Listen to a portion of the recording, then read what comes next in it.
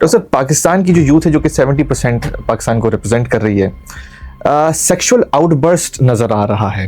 मतलब अगर कोई माँ बहन, कोई भाभी या कोई भी कोई औरत है अगर सामने, तो उसको ऐसी निगाह से देख रहे हैं कि औरत खुद शर्मिंदा हो जाती है। लेकिन अब मैं ये देखता हूँ कि सोशल मीडिया की कोई भी ऐप हो, चाहे वो यूट्यूब हो, चाहे फेसबुक हो, टिकटॉक हो, उसके ऊपर हर कंटेंट हर वक्त पॉपअप हो रहा है कि अब ये आदत बन गई, एडिक्शन बन गई, ये नशा बन गया है कि अब जब तक मुझे वो नहीं देखूंगा, जब तक मैं जिस तरह सिगरेट की नशा होता है या चाय का नशा होता है, तो ये भी वो डोपामिन रश, वो नशा है कि वो आपको इतना उसका आदी बना दिया गया जा रहा है कि अब मुझे वो देखना है। तो जब ये बताने वाला कोई नहीं है, पढ़ाने वाला कोई नहीं है और इसकी वायलेशन एक्सेप्टेबल हो गई है ना, सबसे पॉइंट ये है कि इसकी जो वायलेशन है वो अब एक्सेप्टेबल है। जब सेक्स के बारे में बात आती है तो किस तरह से सेटिस्फाई करना चाहिए अपने पार्टनर को, ये पॉर्न के अलावा और कहीं भी नज़र नहीं आता। अगर कोई ये समझता है कि मैं एक आइडियल जिनसी ताल्लुकात पॉर्न से सीखूंगा, तो वो सबसे बड़ा बेवकूफ़ बंदा या बंदी है। ये भी होता है कि परफॉर्मेंस एंग्जाइटी भी बहुत सारे लोगों को होती है। अगर एक मर्द और एक औरत के बीच के अंदर कोई बात करने के लिए नहीं है, तो इसका मतलब है उनका ये अमल अच्छा हो ही नहीं सकता। क्या एक पार्टनर को सेक्स टॉयज यूज करना चाहिए just to satisfy their partner? यही वजह है कि ये जो रिलेशन है इसके अंदर नयापन लाना होता है। कुरान पाक जो है वो इस रिलेशन के अंदर बाकायदा पोजीशनिंग की बात करता है, यानी एक पोजीशन भी बोर कर देती है। 20 मिनट्स चाहिए प्रिपेयर होने के लिए खातून को, ओके, और 20 सेकंड चाहिए मर्द को। तो क्या एक सेक्सलेस मैरिज डिस्ट्रॉय कर सकती है? प्री सेक्स क्या रिचुअल्स होने चाहिए? पोस्ट सेक्स क्या करना चाहिए? भाई ना औरत बूढ़ी होती है ना मर्द बूढ़ा होता है। ये सिस्टम आपका टिल द लास्ट मोमेंट जारी रह सकता है। ये काम अच्छा हुआ है या नहीं हुआ है, सेटिस्फाइड हुआ है या नहीं हुआ है, इसका चेक करना बहुत ही आसान है।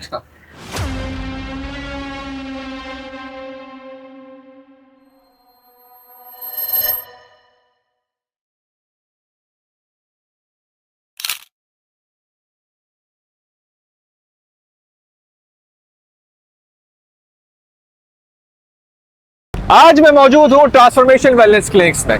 आज मुलाकात करेंगे डॉक्टर इमरान यूसुफ साहब से। नाज़रीन, जो हमारा पहला सीजन था उसके अंदर हमने बातें की थी सेक्स के हवाले से, सेक्स एजुकेशन के हवाले से, और परफॉर्मेंस एंग्जाइटी के हवाले से, प्री इजैकुलेशन के हवाले से, प्री मैच्योर इजैकुलेशन के हवाले से, और बहुत सारी बातें थी।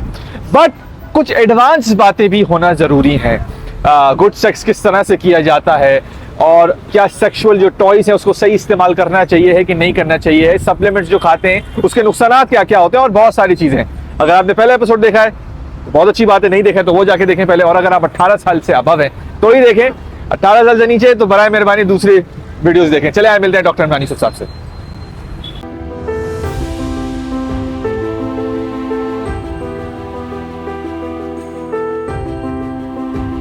डॉक्टर इमरान यूसुफ साहब, अस्सलाम वालेकुम। वालेकुम अस्सलाम। कैसे डॉक्टर साहब? ठीक है, लगी शुक्र, आप ठीक है? अल्हम्दुलिल्लाह। डॉक्टर साहब आफ्टर तकरीबन 1.5 साल हो गए हैं हमारे शो को जो है वो ऑन एयर हुए हुए, और माशाल्लाह से लोगों ने बहुत पजीराई की, लोगों ने बहुत सीखा, लेकिन कुछ चीज़ें और कुछ बातें रह गई थी, तो लोगों ने कमेंट्स के अंदर बहुत सारे सवालात किए आपके लिए। अच्छा डॉक्टर साहब, तकरीबन 105वां 106वां ये एपिसोड है, और कुछ चीज़ें फर्स्ट हैंड एक्सपीरियंस से भी हुआ है और कुछ कमेंट्स भी आए हैं।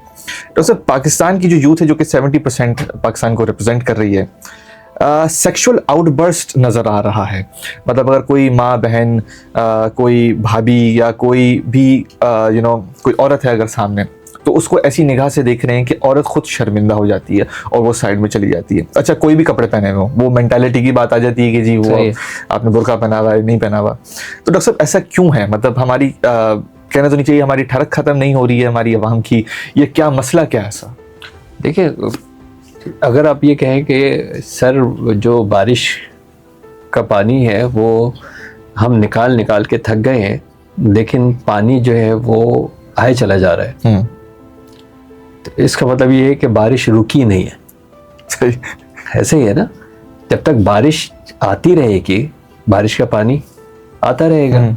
तो अगर हम ये सोच रहे हैं कि हम इसको निकालते रहेंगे, लेकिन जो मटेरियल आ रहा है उसको नहीं रोकेंगे, तो ये कभी भी सॉल्व नहीं होगा। सही। तो अब जितना हमारा अनकंट्रोल्ड सोशल मीडिया है कि जिस पे ऊपर कोई फिल्टर्स नहीं है, पेरेंटल गाइडेंस नहीं है, 99% पेरेंट्स लगाने के लिए भी तैयार नहीं हैं, यूथ भी लगाने के लिए तैयार नहीं है।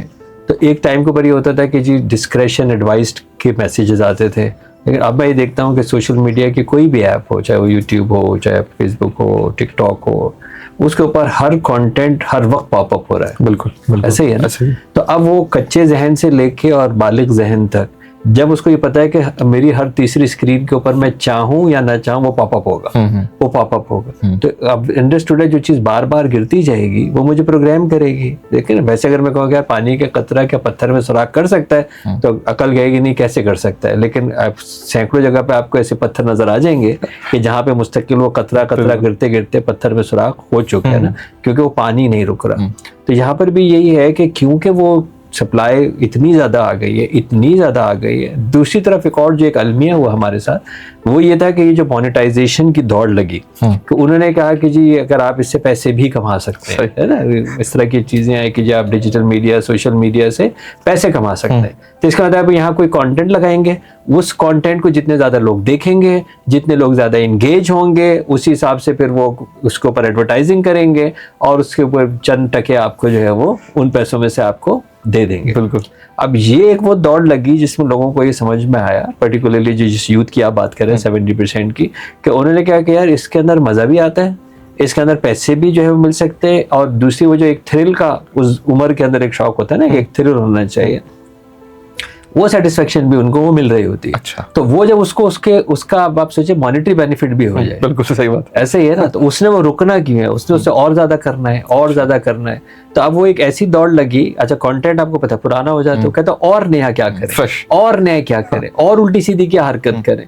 तो ये वो एक सैलाब है, ये वो सैलाब है कि जो इतना मतलब हमारे जहनों को परागिंदा कर चुका है कि अब ये आदत बन गई, एडिक्शन बन गई, ये नशा बन गया है कि अब जब तक मुझे वो नहीं देखूंगा, जब तक मैं जिस तरह सिगरेट की नशा होता है या चाय का नशा होता है, तो ये भी वो डोपामिन रश, वो नशा है कि वो आपको इतना उसका आदी बना दिया गया जा रहा है कि अब मुझे वो देखना है। तो जब जितना ज्यादा देखना है उतना मजा कम आएगा, तो अब मुझे बहुत ज्यादा देखना है ना। नशे का कॉन्सेप्ट यही होता है कि आपको नशा बढ़ाना पड़ता है, नशा बढ़ाना पड़ता है, नशा बढ़ाना पड़ता है, उस हद तक जब आप बिल्कुल माउफ हो चुके होते हैं। तो ये एग्जैक्टली वही पूरी साइकिल है। अब आप इस नशे को आप हीरोइन का नशा कह दें या इसको आप ये डिजिटल मीडिया का नशा कह दें। तो इसका लेकिन हल क्या है? हल हमेशा ये होगा कि एक नारा, कल भी मेरे एक यूनिवर्सिटी के अंदर था, यूनिवर्सिटी का प्रोग्राम था, उसमें बच्चों से मैंने पूछा कि आपको क्या चाहिए, उन्होंने कहा फ्रीडम चाहिए।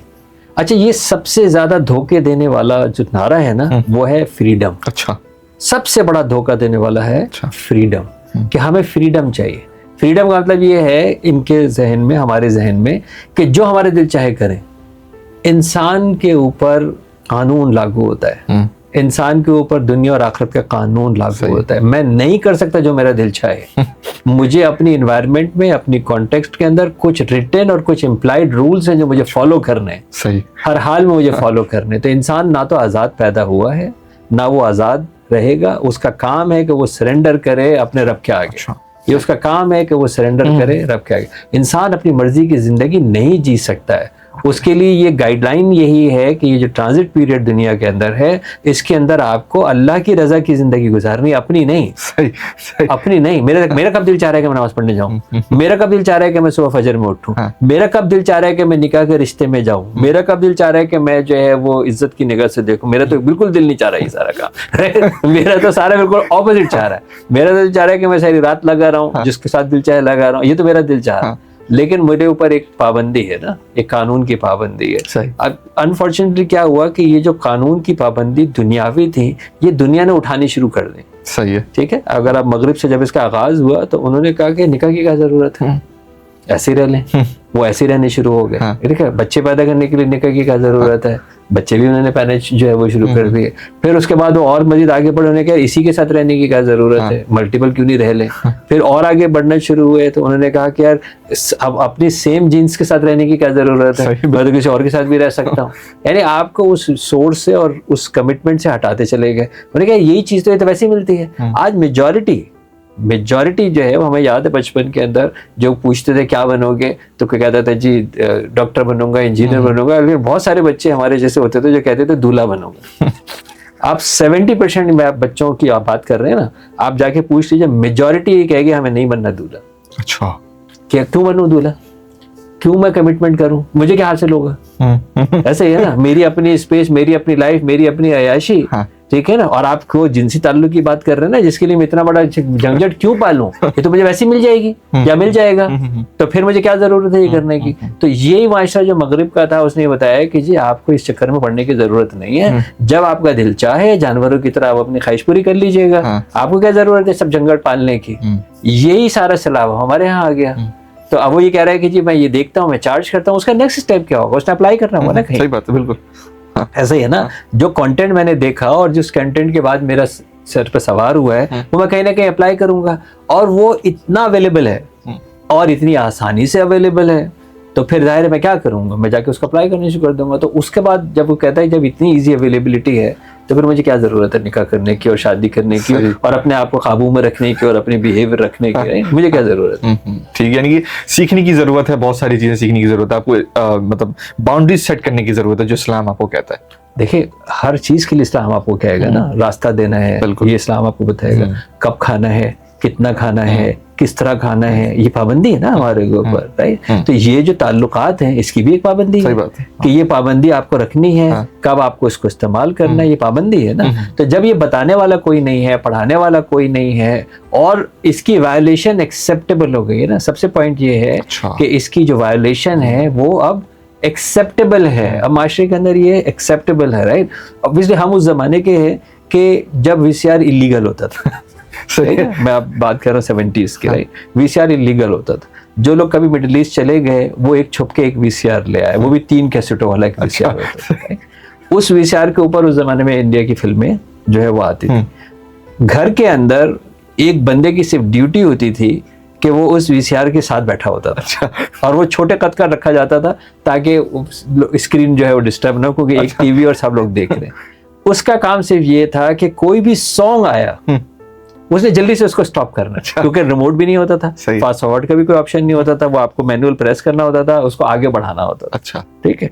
तो वो अगर एक भी कोई सॉन्ग आया, क्योंकि सॉन्ग के अंदर कुछ इस तरह का सीन हो सकता था जिसके अंदर कोई नाच रही होगी, जिसके अंदर कोई पानी बरस रहा होगा, जिसके अंदर हो सकता है कि उसका पेट नजर आ रहा होगा, तो फैमिली वो देख नहीं सकती है क्योंकि सारे लोग बैठे हुए हैं। तो एक फुल टाइम ड्यूटी ये कि वो उंगली रख के बैठा रहे कि सॉन्ग आया और जल्दी से प्रेस कर दे कि सारे ना देख लें। आज गारंटीड मैं आपको बता रहा हूँ, आपके घर के अंदर टीवी चल रहा होगा, उस टीवी के अंदर एक स्विमिंग पूल के ऊपर कोई लड़की नहाती भी दिखा रहे होंगे और सब बैठे देख रहे होंगे या देखते हुए जा रहे होंगे। नोबडी इवन पॉज, स्टॉप और फॉरवर्ड। आज की डेट में मैं अपने हर घर की मैं बात बता रहा हूँ, हर घर की जो है मैं बता रहा हूँ कि घर के अंदर आज टीवी की बात करें ना पॉज होता है ना कोई चीज उसमें फॉरवर्ड होती है। मैक्सिमम क्या होता है, आप चलते हुए निकल जाते हैं और शर्मिंदगी तो बहुत आप इसके अंदर समरी क्या हुई, अब हमने उसको बुराई समझना छोड़ दिया। सही, ठीक है, बुराई समझना छोड़ दिया। ये तो एक्सेप्ट, ये तो होता ही है। और जवान क्या करेंगे और बड़े क्या करेंगे, अब आई गया है तो देख रहे थे, ये इट्स वेरी कॉमन नाउ। तो जब आप इसकी एक्सेप्टेबिलिटी हो जाएगी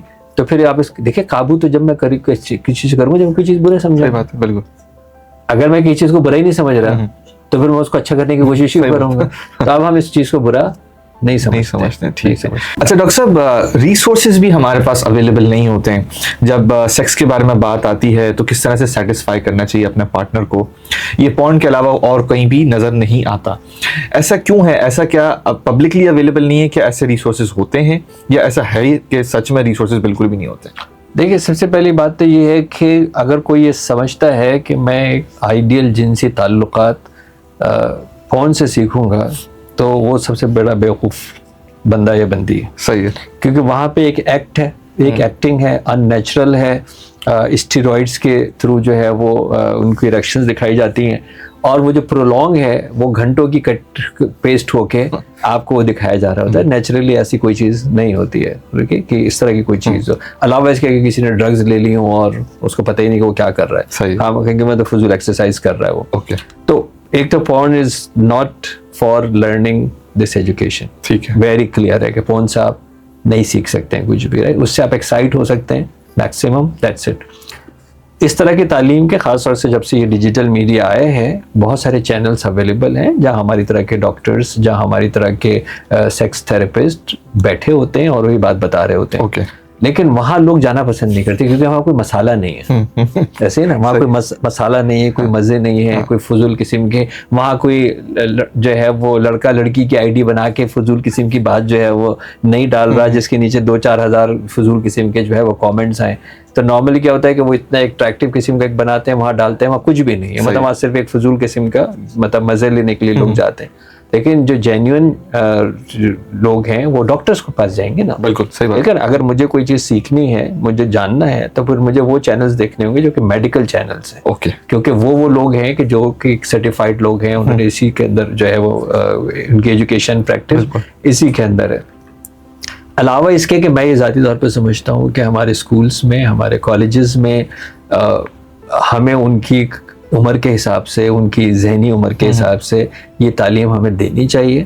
ताकि वो इधर उधर वो वैसे तो पॉपअप हो रहा है ना, बिल्कुल, वो मुस्तकिल जो चीज़ पॉपअप हो रही है और वो कंफ्यूज हो रहा है और उसके अंदर अब एक जज्बाती जिस्मानी तगय्युरात भी आ रहे हैं और उसके बावजूद भी हम उसको नहीं बता रहे, तो हम उसको खुद इसका मतलब छोड़ रहे हैं कि उसका कोई भी जाके इस्तेसाल कर ले।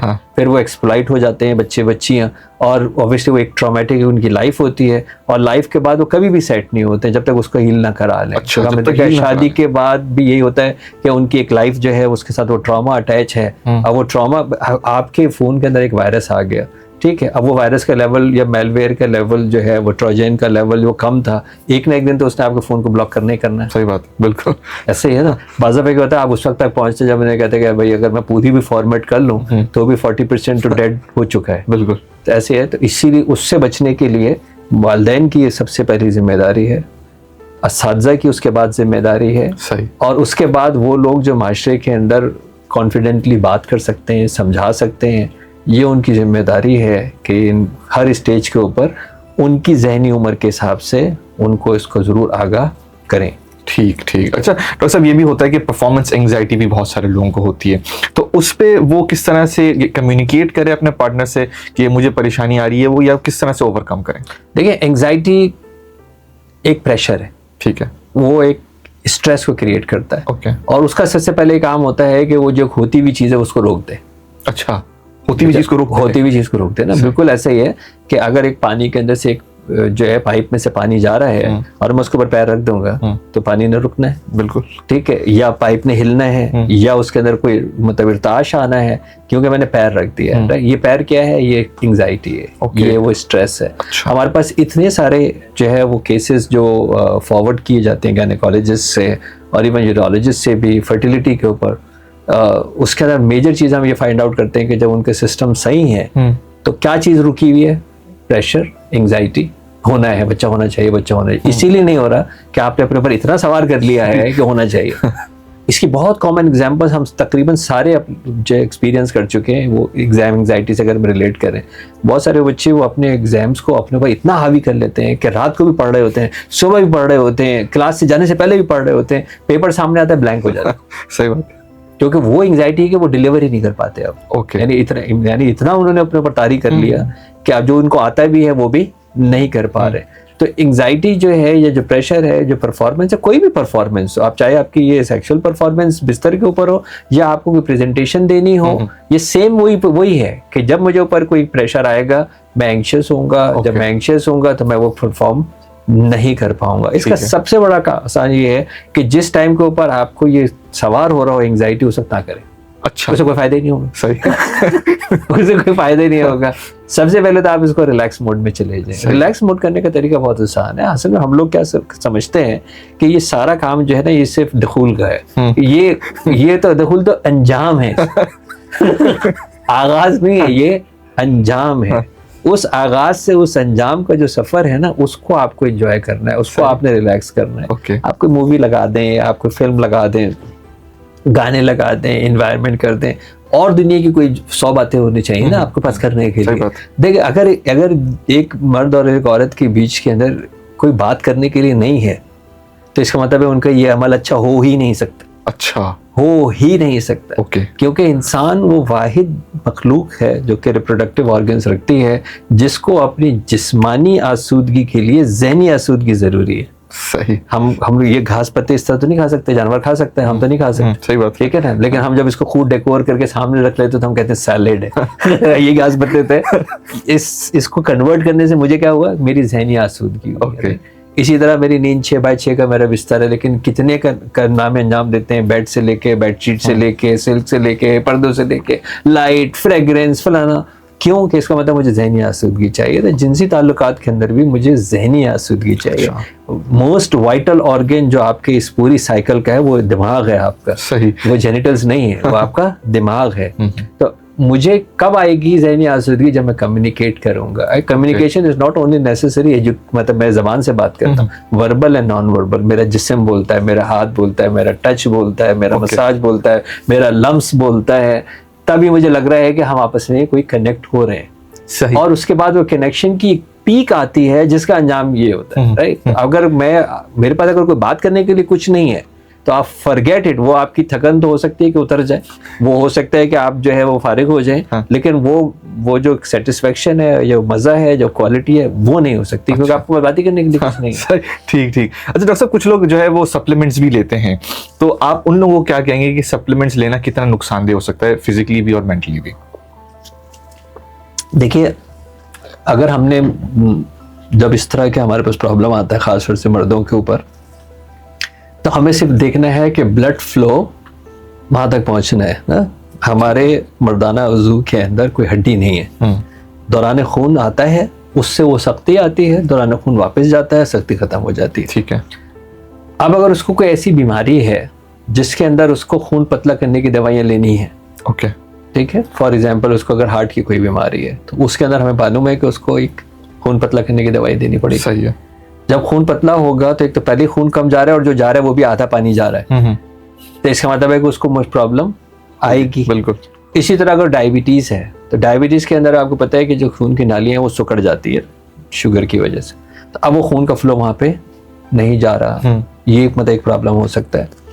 इसी तरह अगर वो स्ट्रेस के अंदर अगर आ गया है और वो कोई एंटी डिप्रेसेंट जो है वो ले रहा है तो वो भी उसको स्लो डाउन करेगी। एंटी डिप्रेसेंट का काम ही यही है कि वो स्लो डाउन करे सही है उनके फंक्शन को, तो वो भी ज़ाहिर है उसका एक जो है प्रॉब्लम हो सकता है। अब अगर इसी तरह अगर उसके लेट सपोज कोई फिजिकल इशू है, उसका प्रोस्टेट के ऊपर जो है वो इनलार्ज हुआ है, या इसी तरह और उसको कोई स्टोन का कोई इशू है, यूरोलॉजिकल कोई इशू है, तो वो ज़ाहिर है वो फंक्शनिंग उसकी जो है वो मुतासिर होगी। तो ये नसों और रगों का इशू भी हो सकता है, ये जहन का भी दिमागी इशू भी हो सकता है, ये यूरोलॉजिकल इशू जो है वो हो सकता है। अब मुझे समझ में आ रहा है कि मुझे अपने उस सिस्टम को बैलेंस करने के लिए मुझे कोई सपोर्ट लेनी चाहिए, और वो सिर्फ एक मेडिकल डॉक्टर जो है वो देखेगा। बिल्कुल। ये जो नुस्खे हैं ये आज के नहीं, शुरू से बिक रहे हैं, जब से दुनिया बनी है जब से ये नुस्खे बिक रहे हैं। सही है। मेजॉरिटी स्टेरॉइड्स हैं, मेजॉरिटी इंतहाई जो है वो नुकसानदेह हैं। थोड़ी देर के लिए आपको जो आर्टिफिशियली बूस्ट करता है वो अल्टीमेटली परमानेंट डैमेज तक जाता है। परमानेंट डैमेज तक? परमानेंट डैमेज तक जाता है, बल्कि इनफैक्ट इरिवर्सिबल डैमेज तक जाता है। अच्छा, यानी इरिवर्सिबल डैमेज तक जाता है। उस वक्त आपको लग रहा है कि हाँ ये बड़ी जबरदस्त चीज, सिर्फ स्टेरॉइड्स है, मुझे पता यार ये बड़े खा लिए। पहले वो खानदानी कुश्ते होते थे तो फलाने होते थे, डिबाके होते थे, ये सारे वही हैं कि जो भी आप एक आर्टिफिशियल सिस्टम से कोई चीज़ के ऊपर डिपेंडेंसी करेंगे उसने आपको परमानेंट डैमेज तक लेके जाना ही जाना है। सही। जाना ही जाना है।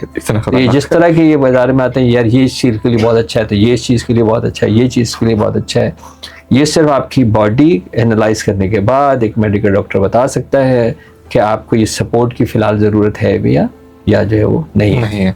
ठीक है डॉक्टर साहब। अच्छा डॉक्टर साहब, ये भी बात आती है कि सेक्स टॉयज आजकल जो है वो इन हो रहे हैं, तो क्या एक पार्टनर को सेक्स टॉयज यूज करना चाहिए just to satisfy their partner? देखिए, ये एक ऐसा रिलेशन है कि जिसके अंदर आपको इन्वेस्ट करना पड़ता है। ठीक है। हमारे यहाँ शादी का समझते हैं कि यार ये शादी हमने कर ली है तो अब हमें इस रिलेशनशिप को जिला बख्शने के लिए अब हमें कुछ नहीं करना, अब तो आ ही गई है, कहाँ जा रही है। ऐसे ही है ना। दूसरी तरफ ये समझती है कि अब 2 बच्चे हो गए, अब कहाँ जाएगा। ठीक है, यानी ये एक पौधा है। शादी का मतलब ये था कि आप लोगों ने एक सीड लगाया था, एक पौधा आपने लगाया था। ये पौधे को आपको पानी भी देना है, इसको न्यूट्रिएंट्स भी देने हैं, इसको धूप छांव से भी बचाना है, तब ये पौधा फलदार रहेगा, नहीं तो ये पौधा मुरझा जाएगा। सही। इंसान की जो बुनियादी ज़रूरियात जैसे ही पूरी होती हैं, जिसको हम रोटी कपड़ा मकान कहते हैं, मतलब सियासी नारा नहीं है, लेकिन बहरहाल बुनियादी ज़रूरियात जब पूरी होती हैं तो उसकी एक दूसरी ज़रूरियात होती हैं जो कि उसकी नीड्स होती हैं, और वो है नयापन। मेरी ज़िंदगी में नया क्या है। देखिए, मैं अगर कहूँ कि जी मेरा फेवरेट कलर जो है वो येलो है, लेकिन मेरे पूरे जिस्म में येलो कुछ भी नहीं नज़र आ रहा होगा। सही है। आप किसी पूछें तेरा फेवरेट डिश क्या है, वो कहेगा जी बिरयानी है। हाँ। कहेगा जी अगर मैं तुझे 3 दिन सुबह दोपहर शाम बिरयानी दूंगा, खाएगा? कहेगा पागल है क्या? इतनी बिरयानी कौन खाएगा? सही बात है। तो इसका मतलब ये है कि उसको भी एक नया, सही है। हमें हर वक्त एक नया चाहिए, वरना हमें क्या होता है, हम बोर हो जाते हैं। पूरी एडवर्टाइजिंग आप देख लें, वो एक ही चीज बताते हैं, अब एक नई प्याज के साथ, अब नई ताकत के साथ, अब एक नई लौंग के साथ। एक मतलब पहले किसने मना किया था प्याज नहीं डाल सकते? सही बात। लेकिन क्योंकि लफ्ज नया मेरी जरूरत है, यही वजह है कि जो रिलेशन है इसके अंदर नयापन लाना होता है। ओके। इसके अंदर नयापन लाना होता है। कुरान पाक जो है वो इस रिलेशन के अंदर बाकायदा पोजीशनिंग की बात करता है, यानी एक पोजीशन भी बोर कर देती है। अच्छा। तो इसका मतलब ये है कि आप ये पोजीशनिंग भी मियां बीवी जो है वो यूज करें, ताकि आपके इसके अंदर स्पार्क रहे, आपके अंदर एक कशिश रहे, राइट? सही। तो वो नयापन एक हो इसके अंदर। तो वो लोग जो पर्टिकुलरली इस तरह पे होते हैं कि लेट सपोज उनको पता है कि उनकी टाइमिंग कम है, अच्छा 20 मिनट्स चाहिए प्रिपेयर होने के लिए खातून को, ओके, और 20 सेकंड चाहिए मर्द को। ठीक है, अब वो 20 सेकंड अगर 20 मिनट से टकरा के गायब हो जाता है तो वो बहुत गालियां देती है। अगर मुंह से नहीं दे रही हो तो अंदर से बहुत गालियां देती है आप, राइट? अब आपके पास है कि जी मुझे 20 मिनट्स फोर प्ले करना है, इसके साथ खेलना है, इसको तो उस तक लेवल तक लेके आना है कि मेरे उससे मैच हो जाए। ठीक है। उसके अंदर अगर आपको ये लगता है कि आपकी उंगलियां इतना अच्छा काम नहीं कर रही, हाँ। तो फिर आप टॉयज का सहारा ले सकते हैं। टॉयज बहुत काम की चीजें हैं, और हम तो बड़ा रिकमेंड करते हैं रिलेशनशिप के अंदर कि आप इन टॉयज को जो है वो यूज कर सकते हैं, ताकि आपकी जो ये जो बैलेंस, टाइमिंग बैलेंस करने के लिए टॉयज से अच्छी कोई चीज नहीं है। अच्छा, सही है। टॉयज से अच्छी कोई चीज नहीं है। उसके अंदर अब तो इतने मॉडर्न हो गए हैं, मैकेनिकल भी है, इलेक्ट्रॉनिक भी है, इलेक्ट्रोमैकेनिकल भी है, अकॉर्डिंग टू द डिफरेंट जो है वो साइज अवेलेबल होते हैं, और उसमें फ्लेवर्स हैं, उसके अंदर मूवमेंट्स हैं, सो एंड सो फोर्थ। आप बिल्कुल अपनी बॉडी के हिसाब से कन्वीनियंटली जो है वो यूज जो है वो कर सकते हैं। ठीक है।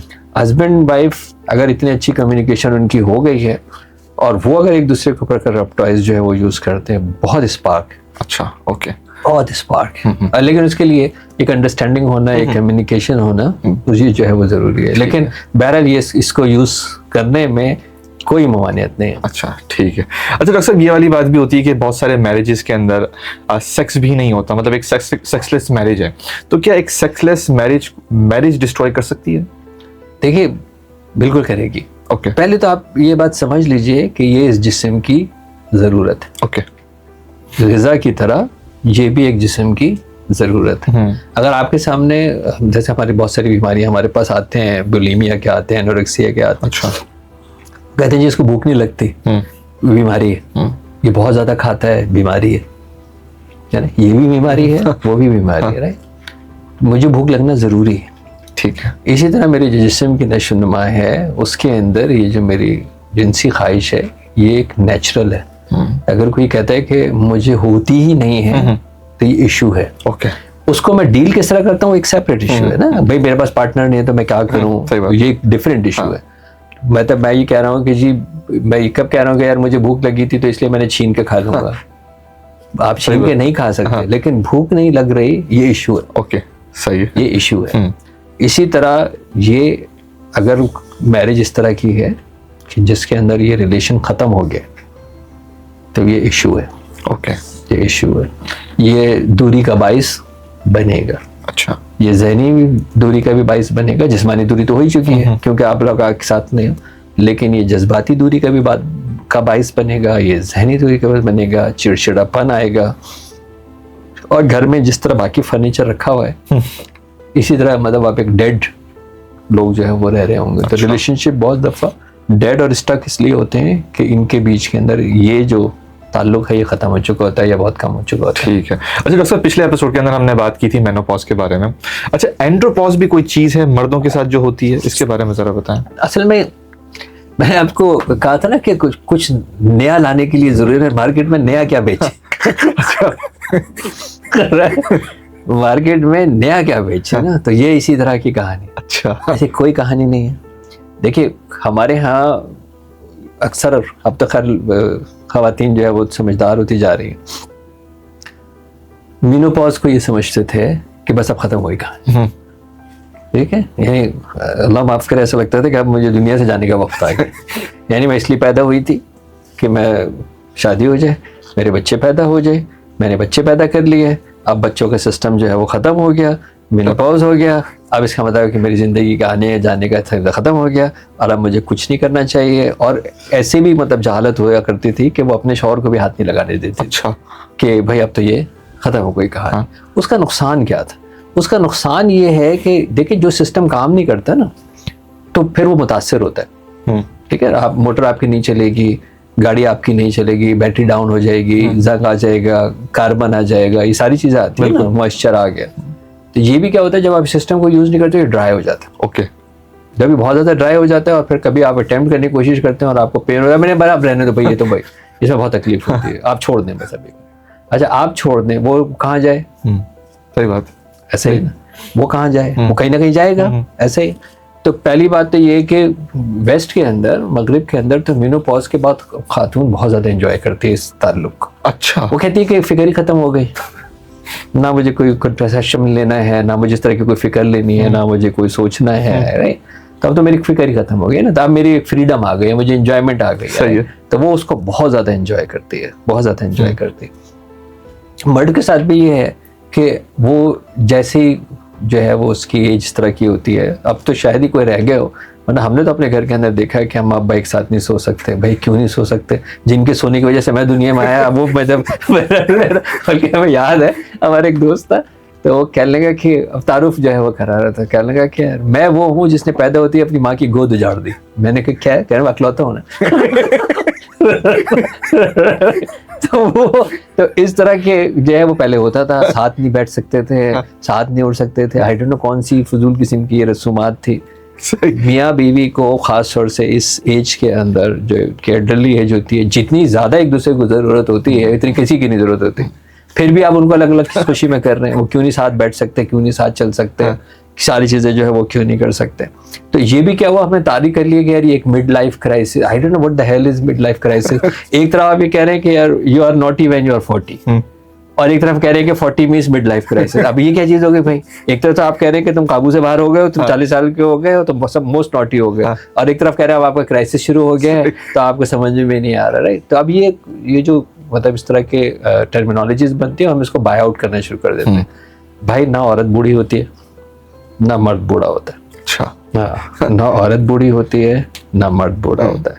आपको 70s के अंदर इतने एक्टिव जो है वो कपल्स हमने देखे, पहले हम लोग सारी दुनिया के अंदर ही काम करते हैं, और हमने वो 17-18 साल के पिलाए हुए तिनके भी देखे जिनसे कुछ नहीं होने वाला। वो चलते भी ढंग से नहीं है, राइट। और वो इतने जो है वो एक्टिव है। It's all how you are maintaining yourself. जिस तरह आप अपने आप को जिस्मानी ज़हनी तौर के ऊपर मेंटेन करते हैं, जिस तरह आप आपकी मूवमेंट करते हैं, आपका एक हेल्दी लाइफ स्टाइल है, ये सिस्टम आपका टिल द लास्ट मोमेंट जारी रह सकता है। Till the last moment, till the last moment. इससे कोई फर्क नहीं पड़ता आप 90 साल के हैं, आप 100 साल के हैं। इस ऑल देखिए ना, मैंने आपको कहा कि जिस्म आपकी मैनेजमेंट से पता लगता है। हम लोग स्पेशल नीड चिल्ड्रन का रिहैब सेंटर चलाते हैं, तो हम तो बच्चे की फिजिकल एज निकाल के दिखा सकते हैं कि chronological age date of birth के हिसाब से इसकी 7 साल है, लेकिन जिस्मानी तौर पर ये 2.5 साल का भी नहीं है। क्यों? ना उसके माइक्रो मसल काम कर रहे हैं, ना उसके मैक्रो मसल काम कर रहे हैं। जब उसके ये चीज़ें नहीं पकड़ सकता, वो चीज़ें नहीं उठा सकता, जंप नहीं कर सकता, जिसका 7 साल का बच्चा है वो नहीं है। ठीक है। तो सेम यही है कि हमारे अंदर बाज़ दफ़ा जवानों में इंतहाई बूढ़ी रूह बैठी हुई होती है, और बहुत सारे जो जिनको आप सो कॉल्ड जो है वो कह रहे हैं एजिड लोग हैं, वो बहुत हद तक जवान होते हैं। सही, ठीक। अच्छा डॉक्टर साहब, प्री सेक्स क्या रिचुअल्स होने चाहिए? देखिए, सबसे पहले तो मैंने जैसे आपको कहा कि एक दूसरे को तवज्जो देना। हम्म, सबसे ज्यादा इम्पोर्टेंट ये है कि आप एक दूसरे को तवज्जो दें। सही है। फिर ये सीख लेना चाहिए मर्द और औरत को कि मेरे पांचों हवास में से इसको सबसे ज्यादा एक्साइट कौन सा करेगा, तरतीब वाइज। यानी ये दिखेगी ज्यादा अच्छी मुझे एक्साइट करेगा, मैं सुनूंगा तो ज्यादा अच्छा एक्साइट करेगा, मैं टच करूंगा तो ज्यादा अच्छा एक्साइट करेगा, मेरे रूम की फ्रेग्रेंस इस तरह की होगी तो ज्यादा जो है वो करेगा, या कोई इस तरह का फूड है कि जो मुझे ज्यादा मूड के अंदर लेके आएगा। अच्छा। तो ये जो मूड बनाना है ये सबसे बड़ा इंपॉर्टेंट है। और हमारी सारी जो प्रोसेसिंग है वो पांचों आवाज के ऊपर ही है। तो पांचों आवाज के ऊपर ही तो एक दूसरे को पता होना चाहिए, कम्युनिकेट होना चाहिए, पूछना चाहिए। मेरे बीवी को पूछने में क्या हर्ज है कि बताइए कि मैं क्या करूं जो आपको बहुत अच्छा लगे, इसमें क्या हर्ज है? इसी है ना। तो इसी तरह जो है वो आप मूड बनाए। ओके। आपका सारा फोकस होना चाहिए मूड बनाए, ठीक है। माहौल बनाए। सही। ठीक है, माहौल बनाए, मूड बनाए, उसके अंदर फिर ये ऑटो हो जाता है। सही। फिर ये आप ऑन द फ्लो खुद ब खुद जो है वो चल रहे होते हैं। दूसरा, प्रोलॉन्ग करें। अच्छा। प्रोलॉन्ग करें। जल्दी किस चीज की है, कहाँ जा रही है वो? आपको किस चीज की जल्दी है? राइट भाई, आपके ये ऐसा मुल्क है जहाँ पे कोई त्योहार हो उसकी 10 दिन की छुट्टी होती है। राइट, ईद हो, बकरीद हो, 10 दिन की छुट्टी। आपको कौन सा काम पे जाना? ऐसे ही है। तो आपको ये क्या करना है, प्रोलॉन्ग करना। ठीक है। आपने बातें की फिर बीच में रुक गए, आपने इनिशिएट किया फिर आप बीच में रुक गए, आपने फ्रूट निकाल लिया, आपने वो खा, आपने कुछ देखना शुरू कर दिया, आपने फोन के ऊपर कोई जोक्स जो है वो शेयर करने शुरू कर दिए, फिर आप वापस उस पे जो है वो चले गए। सही। और आप इसको एक बहुत सारी, देखिए मियाँ बीवी के ऊपर सब कुछ जायज, सब कुछ जायज है। ठीक है, आप एक दूसरे के लिबास है। कुरान ने कहा कि आप एक दूसरे के लिबास है। तो एक्चुअली आप दोनों एक दूसरे के आगे बेलिबास है। बिल्कुल।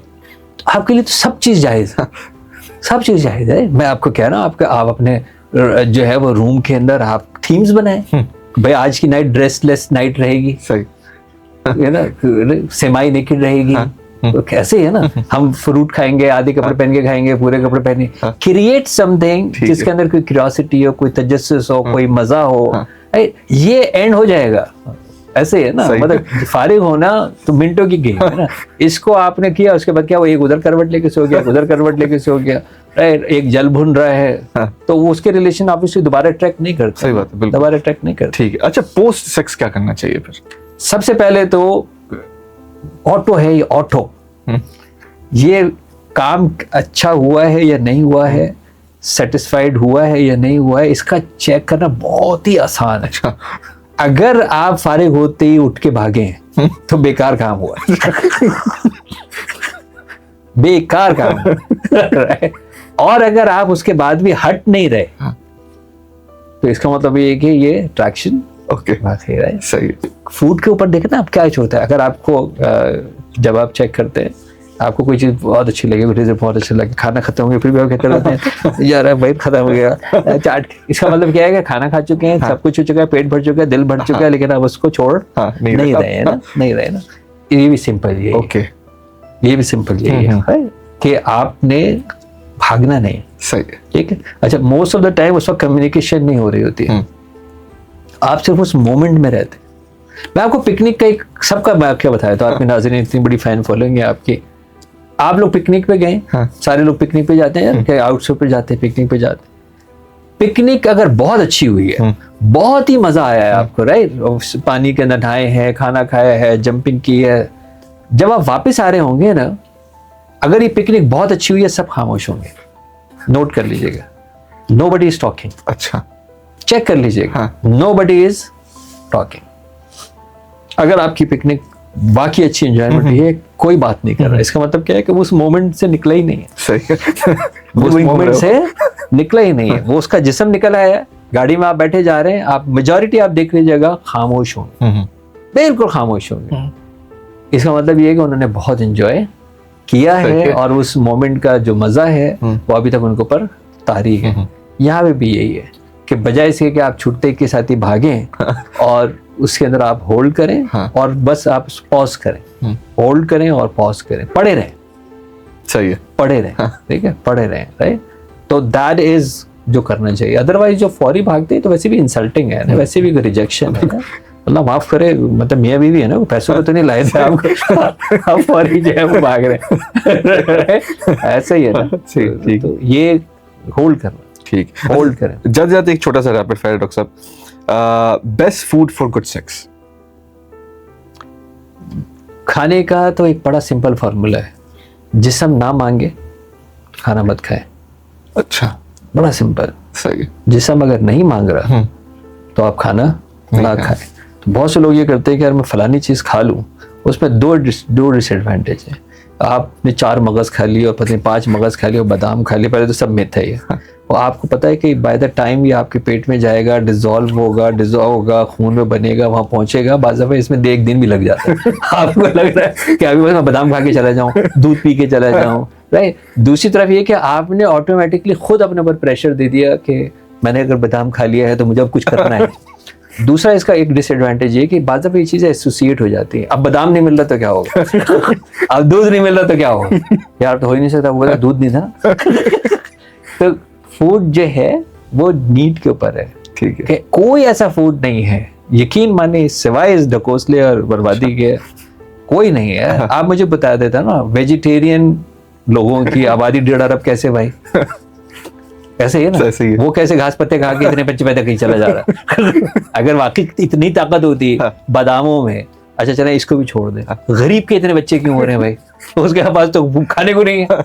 ऐसे ही है ना, झोपड़ी के अंदर बैठा हुआ है, खा भी नहीं रहा, कुछ भी नहीं कर रहा, बच्चे धड़ाधड़ पैदा किए चला जा रहा है, वो कैसे हो रहे हैं भाई। अगर वाकई तुम्हारे खानों में इतनी ताकत है, बल्कि ऑपोजिट है, बल्कि ऑपोजिट है। ये सो कॉल्ड बबली बंटी जो लोग हैं, ये पता नहीं दुनिया की इतनी सारी चीजें खा के सप्लीमेंट करके कुछ नहीं हो रहा उनसे, शर्मिंदगी के अलावा उनसे कुछ नहीं हो रहा। उनके यहाँ बच्चे भी नहीं हो रहे, उनसे कुछ हो भी नहीं रहा। भाई आपने तो दुनिया के भर की चीजें खा ली थी ना, तो इट इज हियर, ठीक है, इट इज हियर। जिस्म के ऊपर जो जरूरत है वो जरूर खाएं, नहीं जरूरत है वो बिल्कुल ना खाएं। वो तो बोझ है ना, बिल्कुल बोझ है। जिस चीज की आपको जरूरत नहीं है, एक मुसाफिर को जिस चीज की जरूरत नहीं है वो एक्स्ट्रा बोझ लेके जाएगा, उसका सफर अच्छा होगा या खराब होगा, खराब होगा ना। तो आप मेरे जिस्म को जरूरत नहीं है, मुझे भूख भी नहीं लग रही, मैं खामा खाम एक चीज खा लूं, यार इससे कुछ होगा। अलावा इसके कि वो जो फजूल किस्म के मैंने कहा कि स्टेरॉइड सप्लीमेंट्स हैं जो कि इंतहाई नुकसानदेह है, इससे कोई ऐसा खाना नहीं है जो यहाँ जाए और यूं हो जाए, ऐसा कुछ नहीं है। ऐसा नेचुरल फूड इस तरह काम नहीं करता, कभी भी नहीं करता। अच्छा, टेस्टोस्टेरोन को इंक्रीज किस तरह से किया जाता है? देखिए मेरी तो एक बड़ी अच्छी एक बुक है, बल्कि हमारे पास जो जब हम टेस्टोस्टेरोन लेवल यहाँ पे चेक करते हैं, testosterone is a life style. हमने उसको हार्मोन समझ लिया। हम लोगों का प्रॉब्लम ये है कि हम समझते हैं कि ये हार्मोन है और इसको इंजेक्ट कर लेंगे तो हमारी लाइफ बहुत अच्छी हो जाएगी, या कुछ फलाना खा लेंगे तो टेस्टोस्टेरोन बढ़ जाएगा। Testosterone is a life style. सही। तो उसके अंदर आपको, मतलब हमारे जो स्केल है, जिसके अंदर हमारे 11 स्केल्स हैं जिनके क्वेश्चंस हैं, उसके अंदर सिर्फ एक पोर्शन है जो कि सेक्सुअल इंटरेक्शन की बात करता है। बाकी भाई आपकी जिस्मानी सेहत, आपकी ज़हनी सेहत, आपकी समाजी सेहत, आपकी इमोशनल इंटेलिजेंस, आपकी social intelligence, everything counts when it comes to build and testosterone। अच्छा, टेस्टोस्टेरोन बनता है आपके लाइफ स्टाइल से। मैं उठता कब हूँ, मैं सोता कब हूँ, मेरी नींद की क्वालिटी कैसी है, मैं खाना क्या खाता हूँ, मेरी उसकी क्वालिटी क्या है, मेरी जहन की क्वालिटी कैसी है, मैं कितना होपफुल हूँ, मैं कितना नेगेटिव हूँ, मैं किस तरह जो है वो पॉजिटिव हूँ, ये सारी चीजें मिल के मेरे उस हार्मोन को बनाती हैं। यार आप खुद तो देखें, आप हार्मोन्स को जानते हैं, इंडोक्राइन सिस्टम के अंदर हमारे जितने हार्मोन्स हैं, क्या कहते हैं कि जिस डायबिटीज का नंबर 1 रीजन क्या है, स्ट्रेस। बिल्कुल ऐसे ही है, नॉट चीनी, स्ट्रेस से अप डाउन होता है, ऐसे ही है ना। तो इसी तरह ये जो हमारा टेस्टोस्टेरोन है, ये लाइफ स्टाइल से इम्प्रूव होता है। और लाइफ स्टाइल से ये डिक्रीज होता है। तो अगर इंसान को अपनी जिस्मानी सेहत, अपनी जहनी सेहत, अपनी रूहानी सेहत, अपनी समाजी सेहत, जज्बाती सेहत, इसके ऊपर वो काम करेगा, तब जाके टेस्टोस्टेरोन बनेगा। इट्स नॉट हार्मोन्स के आप इंजेक्ट करेंगे और इससे कोई रेवोल्यूशन आ जाए। ठीक है। अच्छा, पाकिस्तानी मेन का सबसे कॉमन इशू क्या है सेक्सुअली? उसका इशू ये है कि वो आज तक उस मफरूजे से बाहर नहीं निकल रहा कि मर्दानगी का ताल्लुक सेक्स से। यानी मुझे कुछ ना कुछ झंडा गाड़ना है, मुझे कुछ ना कुछ साबित करना है, बच्चा एटलीस्ट पैदा करना है, ये बताने के लिए कि मैं मर्द हूँ। ठीक है, मतलब मेरे लिए मर्दानगी के लिए, और फिर दूसरे ये कि मुझे बहुत घंटों तक लगे रहना है, राइट। मतलब ये सारे मतलब जो है ना मफरूजात, कि हमने मर्दानगी को अटैच कर लिया इस ताल्लुक से। सही। मर्दानगी का ताल्लुक इस चीज़ से कोई नहीं ना। अल्लाह के रसूल सल्लल्लाहु अलैहि वसल्लम से किसी ने पूछा कि जी सबसे ज़्यादा बहादुर कौन है? आपने फरमाया जो गुस्से को पी जाता। सही। ठीक है ना। बहादुरी को पता नहीं कहा जिसको तलवार चलानी आती है, जिसको घोड़ा चलाना आता है, किसी को नेज़ाबाजी आती है। जो गुस्से को पी जाता है वो सबसे ज़्यादा बहादुर है। सही। तो हमें मर्दानगी का मतलब ये है कि मर्दानगी है लीडरशिप रोल, कि आपको एक लीडरशिप मिली है, उस लीडरशिप को आप कैसे इम्प्लीमेंट करेंगे। ओके। ये है लीडरशिप। सही। तो हमारे यहाँ प्रॉब्लम ये सिर्फ ये है कि हमने जिनसी ताकत को अपनी मर्दानगी की ताकत से जो है वो जोड़ लिया है। तो ये सबसे बड़ा हमारा ये मसला है। डॉक्टर साहब, दुनिया में सबसे कीमती चीज़ होता है वक्त, और आपने हमें दिया, हमारी ऑडियंस को दिया, इस मुल्क को दे रहे हैं। जिस तरह से मैं जा रहा हूँ अपने तमाम गेस्टों से आपसे बात कर रहा होता हूँ, आपका जिक्र छेड़ रहा होता हूँ, हर बंदा ये बोल रहा है कि डॉक्टर साहब जो काम कर रहे हैं वो पाकिस्तान में कोई शख्सियत ऐसी नहीं है जो ऐसा काम कर रहे हैं, और वो नस्ल दर नस्ल जो है वो चेंज करने की कोशिश कर रहे हैं। आपके लिए जितनी भी तारीफ़ें की जाए वो बहुत कम है। मेरा आपका रिश्ता बहुत पुराना है, स्पिरिचुअल फादर भी हैं आप हमारे साथ बिजनेस की साइड से भी थे, और आपने मुझे बहुत सारा गाइड भी किया है। तहे दिल से बहुत बहुत शुक्रिया। चलिए, वेलकम, ऑलवेज वेलकम। तो ये था आज का हमारा एपिसोड डॉक्टर इमरान यूसुफ साहब के साथ। नाजरीन, आज हमने क्या सीखा? आज हमने ये सीखा कि एंड्रोपॉज एक चूरन है, एक मंजन है, तो वो नहीं देखना चाहिए। जो है सेक्स लाइफ जो है वो हमेशा जिंदा रहती है। जब तक आप में सांस हैं तो आप जो है वो ये एक्टिविटी अपने पार्टनर के साथ कर सकते हैं। अच्छा नाज़रीन, ये भी सीखा कि जो सप्लीमेंट्स होते हैं वो नहीं लेने चाहिए हैं। अगर वो लेते हैं तो irreversible diseases and irreversible problems होने शुरू हो जाते हैं। हमने ये सीखा कि गुड सेक्स किस तरह से किया जाता है। प्री सेक्स आपको मूड बनाना होता है, माहौल बनाना होता है।